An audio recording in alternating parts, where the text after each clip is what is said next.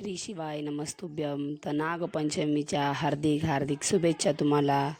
तर चला, आमची फायनली उरलेली पॅकिंग पण आता झालेली आहे. तर आज फायनली दुकान लावायचं आहे, त्याचमुळे मग सगळे घाईघाईत माल मोजत आहे. आणि माल मोजूनच न्यावा लागतो, म्हणजे कळतं की आपला माल किती विकला गेला किंवा किती बाकी आहे. त्याचमुळं आम्हाला सगळा माल मोजावा लागला. आणि माझी आजीच माल मोजत होती.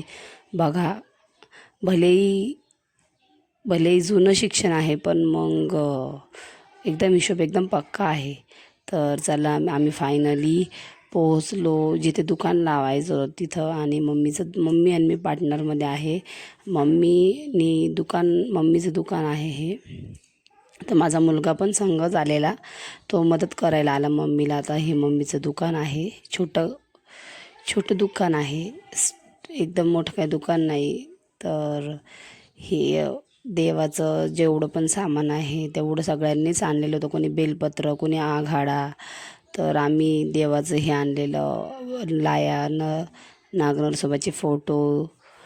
आता लगेच कस्टमर दुकान लावल्यावर लगेच आले.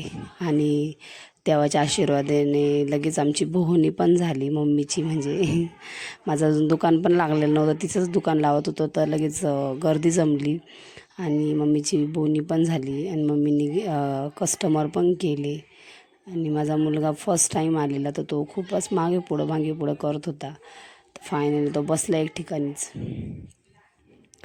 तर त्याला आणावं का लागलं की घरात तो त्रास देईल, कारण लहान मुलगा पण घरीच आहे ना, त्याचमुळं मग त्याला त्रास देईल, त्याच्यामुळं त्याला आम्ही घेऊन आलेलो संग. फर्स्ट टाईमच मी घेऊन आले त्याला.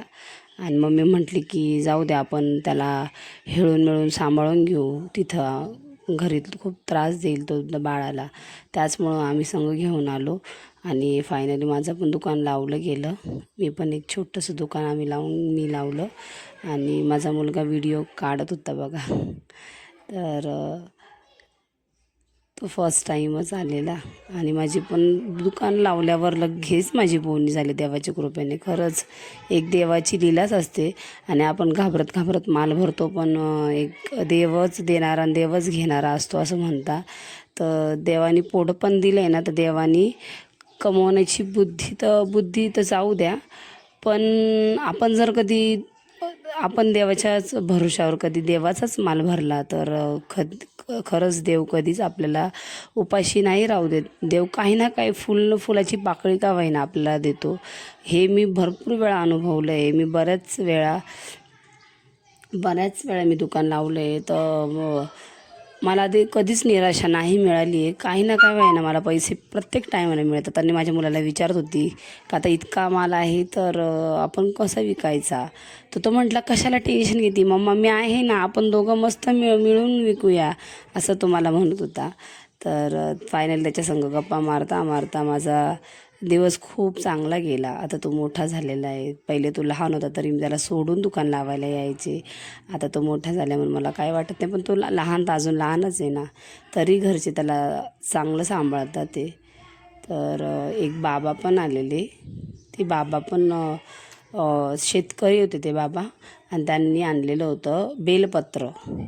तर बेलपत्र त्यांनी आणलेलं आणि ते लावत होते बेलपत्र.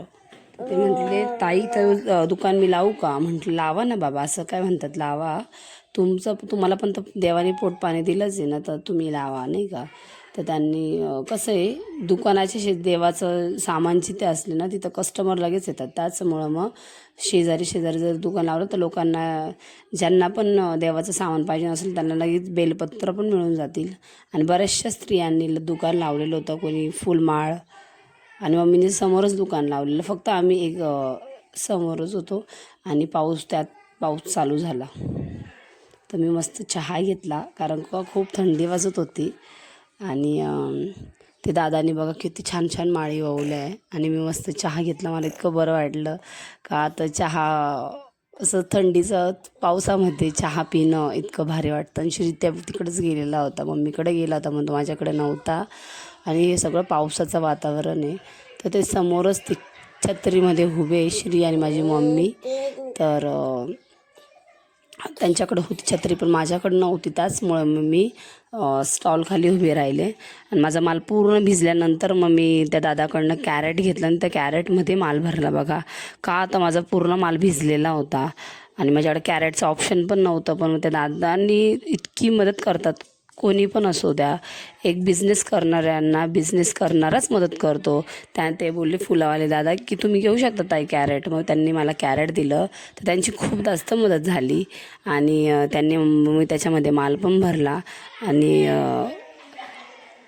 मी तिकडनं इकडच्या साईडला आली आणि माझ्या श्रीला आहे ना 2-3 वेळा तो मला सांगायला आला की मम्मा मला काहीतरी खायचं खायचं. मग मी त्याला फायनली त्याला पाणीपुरी खायला घेऊन गेलेली, तर त्यांनी खूप आवडीने ती पाणीपुरी एन्जॉय केली. तर मला पण तो खूप आवडती पाणीपुरी. मग मी पण पाणीपुरी खाल्ली. मला पण खूप जास्त पाणीपुरी आवडती आणि श्री खूप जास्त कंटाळला होता जेव्हा पण ते अंधार झाला. मग तो खूप वेळ खेळला पण त्याला नंतर खूप जास्त कंटाळायला लागला. शेवटी तो लहानच आहे ना, खूप जास्त मोठा पण नाही. तो सारखा म्हणायचं मम्मी मला तर घरी जायचं, आता मला खूप जास्त कंटाळा येतो, आता मला दादाची आठवण येते, छोट्या दादाची, तर प्लीज मला घरी जाऊ दे.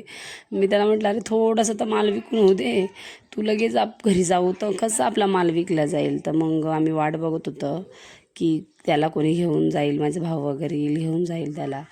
तर चला हा आहे दुसऱ्या दिवसाचा मोमेंट. तर मी चहा घेतला. दुसऱ्या दिवशी मी दुकान लावलेलं, पहिल्या दिवशी तर आम्ही झालाच, पण दुसऱ्या दिवसाचं हे आहे. आणि दुसऱ्या दिवशी बघा ना, त्या खूप जास्त पाऊस चालू होता. नागपंचमीच्या दिवशी खूप जास्त पाऊस चालू होता आणि त्या स्त्रिया तशाच पावसातच बसलेल्या. आणि बघा मी तिकडनं आल्यानंतर माझा मुलं पैसे मोजत होते, त्याचमुळे माझा मुलगा खेळत होता. आणि नंतर आम्ही गेलो नागपंचमीची पूजा करण्यासाठी. मग तिथे भंडारा पण होता. ते भंडाऱ्याचे मोमेंट्स मी कॅप्चर नाही केले, पण आम्ही मस्त महादेवाचं दर्शन घेतलं. तिथंच नाग मंदिर पण होतं, आम्ही ते पण मग दर्शन तिथं घेतलं. तर चला आमचा व्हिडिओ जर तुम्हाला आवडला असेल तर प्लीज लाईक शेअर सबस्क्राईब नक्की करा. महादेवाच्या कृपेने तुमचं खूप चांगलं होईल हीच चरणी प्रार्थना करते. महादेवाच्या चरणी मी प्रार्थना करते की तुमचं खूप जास्त चांगलं होईल, तुमच्या मनाच्या इच्छा सगळ्या पूर्ण होतील. आणि खरंच खूप छान होतं मंदिर.